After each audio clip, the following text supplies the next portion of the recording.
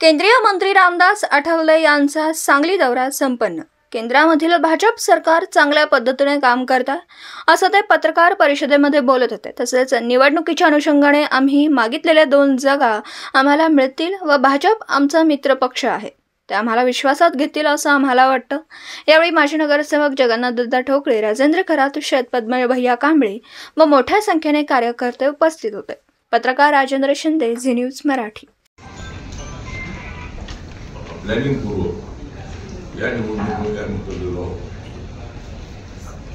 जनतेचा पाठिंबा कसा मिळवायचा हे राहुल गांधींपेक्षा नरेंद्र मोदींना फार चांगली माहिती आहे। भारत जोडो यात्रेमध्ये सुरुवातीला भारत जोडो यात्रा राहुल गांधींनी काढली। लोकांना बघायला आले, गर्दी झाली, त्याचं रूपांतर मतामध्ये होऊ शकत नाही। राहुल गांधींना भविष्यामध्ये कधी पंतप्रधान पदाची जबाबदारी मिळेल की नाही सांगता येत नाही। जनतेने मान्य केलं तर ते सुद्धा होऊ शकतं। ज्या वेळेला मनमोहन सिंगांच्या काळामध्ये सोनिया गांधी यांनी एकदा तरी राहुल गांधींना प्रधानमंत्री म्हणून पाहिजे। मी ज्या वेळेला काँग्रेससोबत होतो त्यावेळेला मी सुद्धा असं बसवलं होतं, पण आता वेळ निघून गेलेली आहे। आता त्यांचं काँग्रेसचं युग हे संपलंय असं म्हणणार नाही, पण पुन्हा त्यांना लवकर सत्ता मिळेल अशी परिस्थिती नाही। सगळ्या देशामध्ये काँग्रेसला मागच्या निवडणुकीमध्ये 44 जागाचाच पल्ला गाठता आला आणि अधिकृत असणाऱ्या विरोधी पक्ष नेतेपदासाठी लागणाऱ्या जागा निवडून आणता आल्या नाही। केरळमध्ये काही जागा निवडून आल्या। उत्तर प्रदेशमध्ये काँग्रेसने अनेक वर्ष राज्य केलेलं आहे। उत्तर प्रदेशमध्ये मागच्या वेळेला 1 जागा निवडून आली आदरणीय सोनिया गांधींची। या वेळेला काँग्रेसची 1 सुद्धा जागा तिथे निवडून येणार नाही। उत्तर प्रदेशमध्ये आपल्याला माहित आहे की 2014 मध्ये बीजेपीच्या 71 जागा आणि 2 जागा आपला दलाच्या, म्हणजे आपला दल एनडीए मधला अलायन्स पार्टनर आहे। अशा 73 जागा निवडून आल्या होत्या। 5 जागा समाजवादी पार्टीच्या आणि 2 जागा काँग्रेसच्या।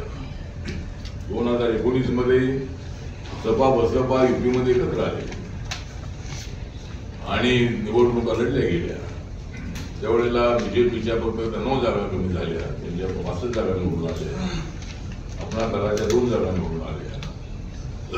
बसपाच्या मात्र 10 जागा निवडून आल्या। समाजवादी पक्षाच्या पाठिंब्यामुळे समाजवादी पक्षाच्या 5 जागा राहिल्या। तर या वेळेला आमचा प्रयत्न आहे। उत्तर प्रदेशमध्ये माझ्या पक्षाने निर्णय घेतलेला आहे की उत्तर प्रदेश आहे, राजस्थान आहे, मध्य प्रदेश आहे, छत्तीसगड आहे, अशा काही राज्यामध्ये आम्ही 1 जागा निवडणुकीमध्ये उभी करणार नाही। त्या ठिकाणी पूर्णपणे बीजेपीला साथ देण्याची आमची भूमिका आहे।